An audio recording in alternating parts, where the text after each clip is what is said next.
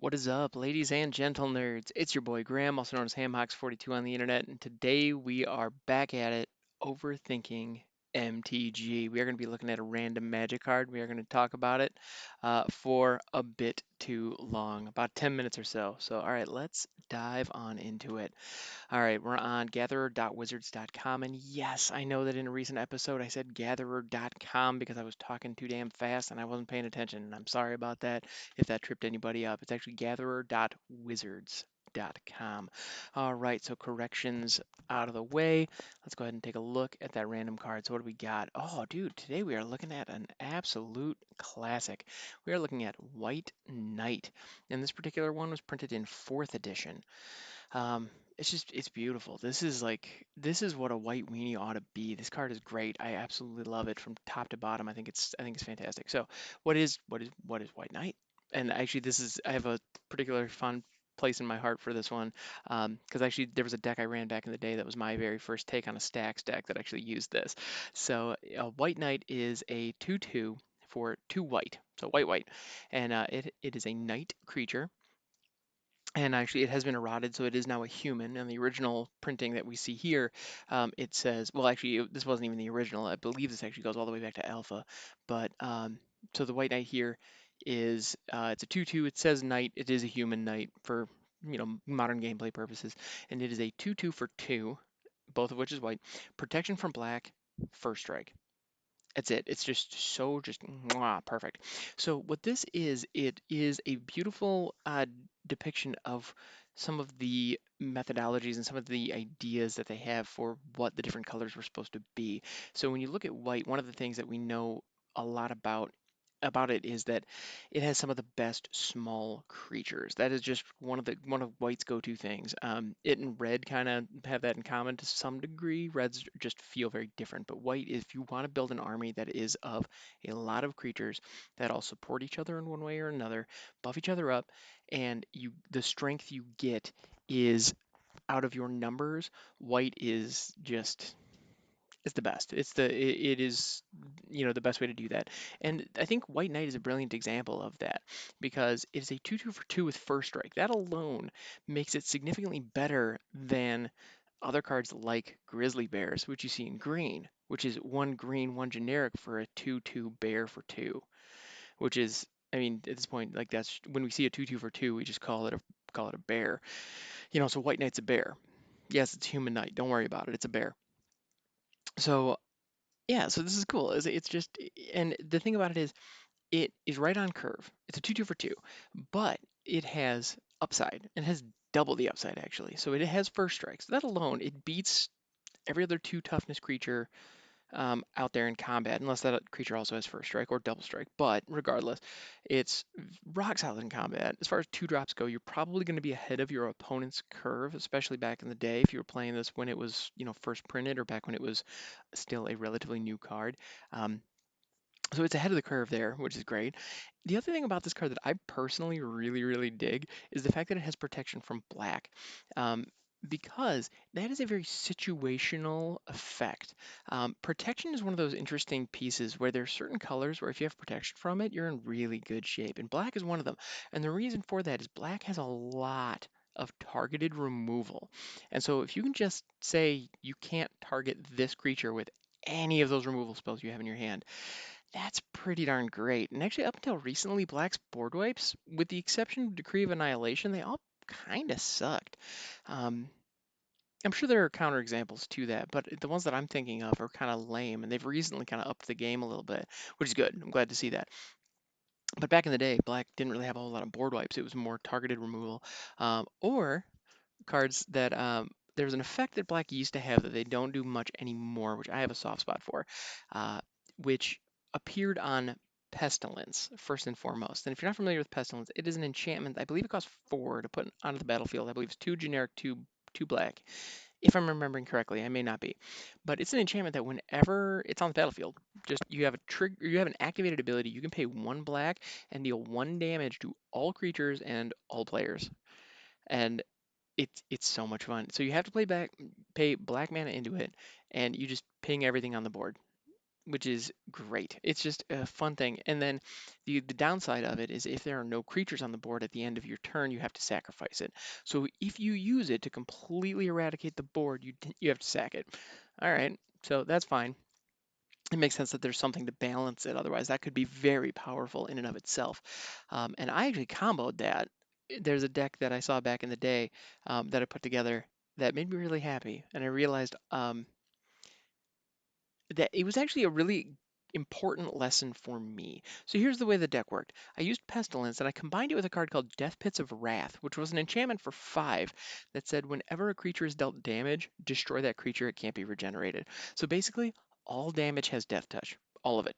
And so here I was dealing 1 damage to absolutely everything on the board consistently. So it doesn't matter. What do you have? You have like a 12/12 Eldrazi? I don't care. I'm going to play 1 Belhack and it's going to die.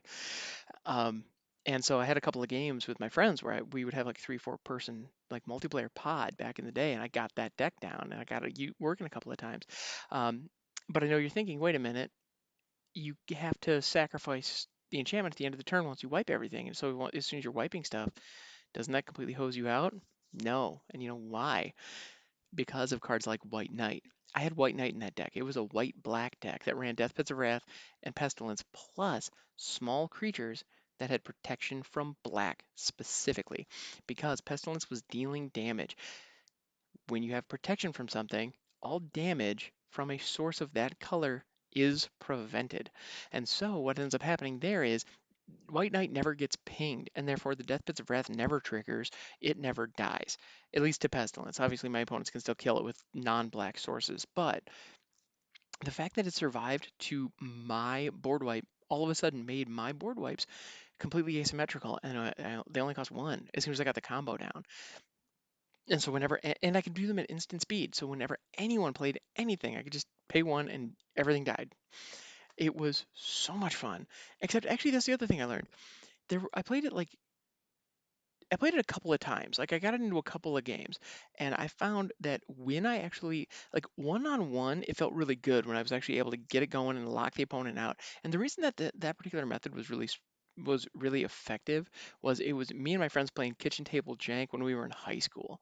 So everybody was playing big creatures. Like that was the name of the game, which is the biggest, nastiest creatures you could find. And so the fact that I found this like weird little workaround with some kind of odd, you know, had other pieces that just completely shut it down. It was good. It was really nice. And so if people didn't have ways to blow up an enchantment, that deck just it was untouchable. Which is funny because looking back on it now, I can think of a million ways to just mess up that deck's plan. And the fact that it is based around locking the board down on creatures starting on turn like 6, like it just looking back on it, I'm realizing just how janky it really was. But you leveraging protection from black with cards like White Knight uh, was really, really effective in that deck because every time I hit my Pestilence trigger, White Knight didn't. It wasn't impacted by that at all. And the other cool thing is, if I had Death Pits of Wrath down, the fact that it had First Strike meant that it was able to deal its damage in combat to the opposing creature, whether that be a blocker or attacker, when it butted heads with another creature, it won. And regardless of the size of the other creature, because damage was dealt to it, it died immediately. So this was effectively a first striking protection from black with death touch in that deck for 2. That was pretty tasty. I enjoyed that very, very much. Yeah, so I have a soft spot for this one. The one that I was playing was a newer, updated art, but still, because the one that we're looking at right now, being from 4th edition, the artwork is depicting a traditional Arthurian knight in like iron, um, or it looks like iron or steel uh, attire atop a horse that is wearing like long heraldic barding. It's fun, and it's that the knight is also wearing a tabard that's white with blue detailing. Um, yeah, it's an interesting. It's a rock solid like. I feel like the art direction on this one was give me a knight.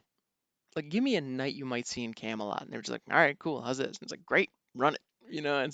It's just like right down the middle, exactly what you'd expect from a Arthurian knight. Which hey, there's nothing wrong with that. I think that's actually really slick.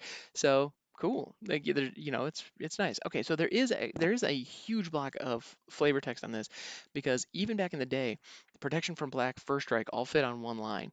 Um, so that's pretty cool. So let's go ahead and take a look at this flavor text. Out of the blackness and stench of the engulfing swamp emerged a shimmering figure. Only the splattered armor and ichor-stained sword hinted at the unfathomable evil the night had just laid waste. Oh, I like that. It's just really it's heavy. It feels epic. Like I'm getting images of Beowulf like emerging from the swamp, having defeated the sea hag. Yeah, that's fun, and it fits flavorfully and mechanically with the way that I was using it back in the day, because as a granted it was a white black kind of lockdown, so the whole like holiness factor of the white knight doesn't really jive with that, but at the end of the day he was able to go toe to toe with the greatest, strongest, biggest monsters and win consistently and survive. So that flavor text definitely tells that story, and I like that. That's fun. Yeah, all in all, I mean, White Knight is just a rock solid white weenie that you really deserve to take. I mean, it deserves a second look if you are considering building out anything that needs a decent two drop or could benefit from protection from black. And believe it or not, protection from black, protection from blue, and protection from red, you need it more than you think you do because of how much targeted removal and direct damage there is in those colors. Um, yeah, it's just good to have. So yeah, White Knight is just a rock solid little creature. Yeah, I like it. I like it a lot. So this has been a fun little trip down memory lane, and I got to give kind of a nostalgic deck tech there. That was I don't know, some kitchen table janky nonsense, which I don't know, I love. So thanks so much for hanging out, guys. This has been an absolute pleasure. I also stream over on Twitch, twitch.tv/hamhawks42. Come check it out sometime. We have a lot of fun over there. Yeah, I'm looking forward to it. Thank you so much for hanging out, and I'll catch you next time.